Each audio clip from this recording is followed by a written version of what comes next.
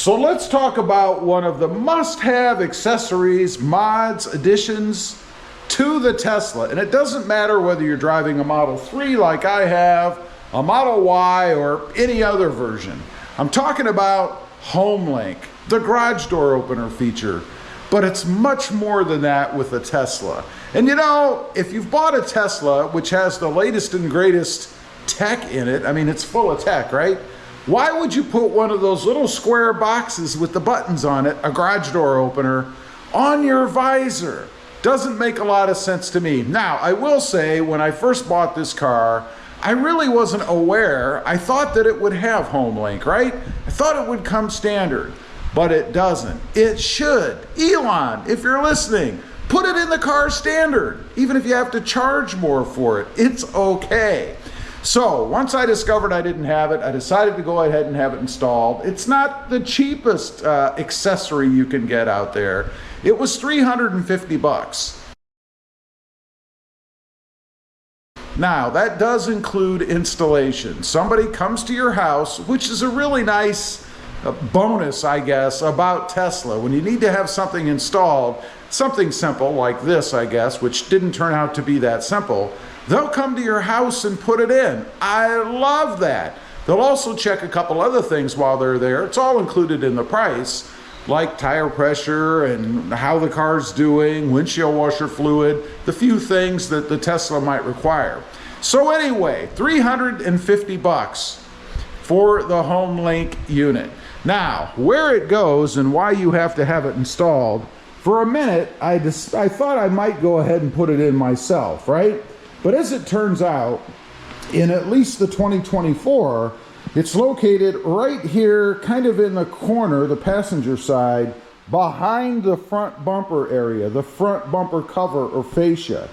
That means that this part, and I was terrified when the guy was doing this, but that means that this part of the car, from about right here all the way around to the other side, has to be removed.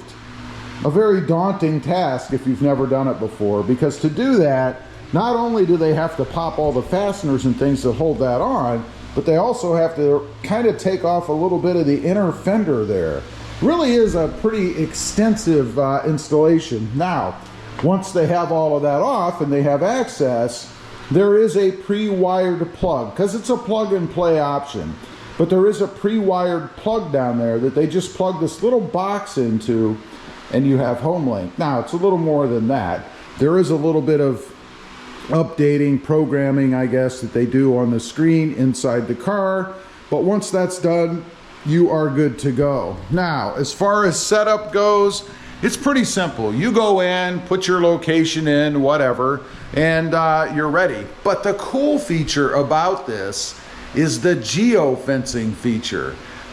I think it's awesome. What that means is that you can set it up in such a way that when you pull up to whatever device you're trying to activate, like say for example, you live in a gated community, you can go ahead and set it up so that when you pull up to that gate, the gate is triggered and it opens. You don't have to push any buttons or do anything.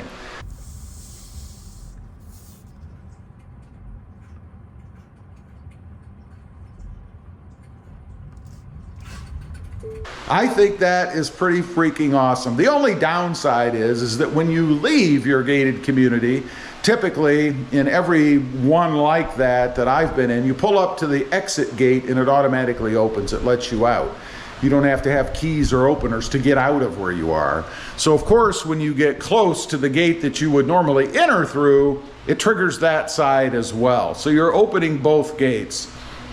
Not a real big deal to me. I don't really care about that, honestly, but that's how it works.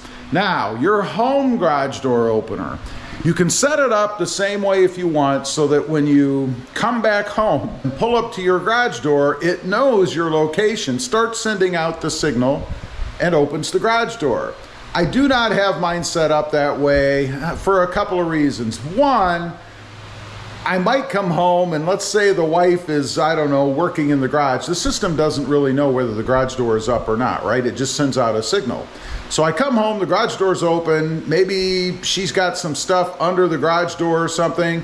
I pull up, it automatically triggers the garage door starts to go down. I don't want that to happen, right? It's really the only reason I don't use it for my home garage door, but it's still a cool feature to have.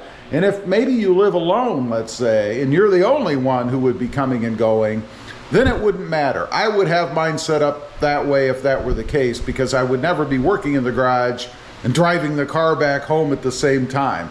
Unless, of course, you're using that automatic summon feature. Maybe you've got your car parked down the street for some reason and you want to summon it to your house. I wonder if that were the case and you were standing in the garage doing that, if it would trigger the garage door when it got close. I don't know. If anybody knows the answer to that question, I'd be curious to know. So anyway, it's a pretty cool feature. I think it's awesome to have, and I don't know why anybody that has a Tesla wouldn't have this feature. It's just too cool. And when you've got all the tech and stuff that's already in the car, it just makes sense to me that you would include this as well. Now, the only downside to it, I suppose, to not using the geofencing thing for your home, that is that you have to touch a button when you get, I know this is a first world problem, right? But you have to touch the screen, touch a button when you get home, an area. There is an area on the screen, it says activate. You can go ahead and touch that once you get up to your garage door, not using the geo feature function, and it will open the door.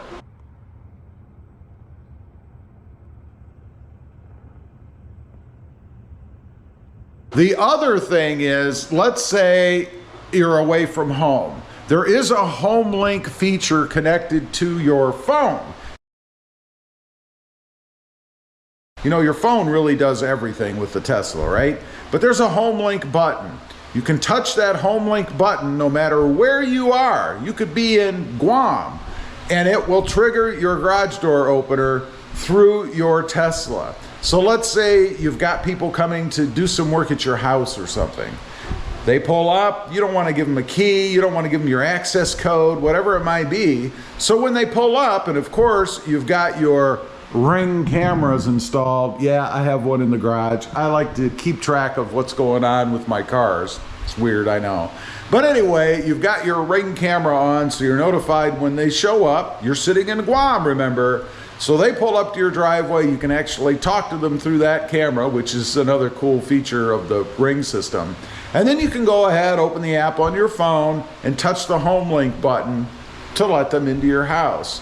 Just another, I guess, automated cool feature that you can do with the Tesla home link system. I always call it the garage door opener system, but that's kind of archaic, right? It's so much more than that.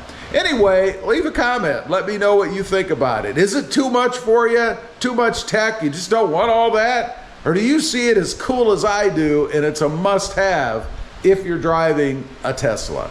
Thanks for watching. Stay safe out there. Bye.